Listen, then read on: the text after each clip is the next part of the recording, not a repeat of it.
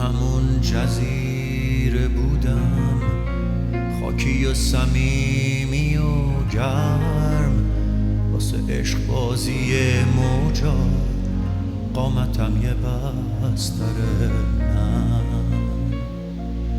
یه عزیز دردونه بودم پیش چشم خیس موجا، یه نگین سبز خالص روی انگشتر دریا.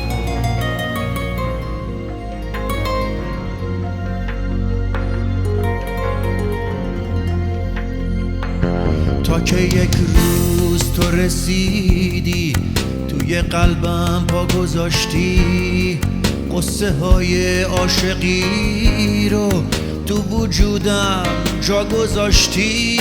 زیر رگبار نگاهت دلم انگار زیر و رو شد برای داشتن عشقت، همه جونم آرزو شد. تا نفس کشیدی انگار نفسم برید تو سینه، ابر و باد و دریا گفتن حس عاشقی همینه.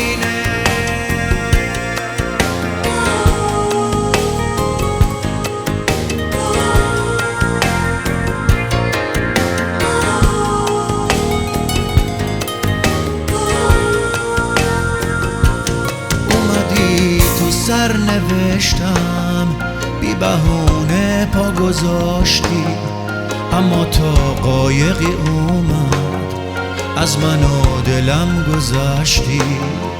رفتی با قایق عشقت سوی روشنی فردا، من و دل اما نشستیم چشم راهت لب دریا.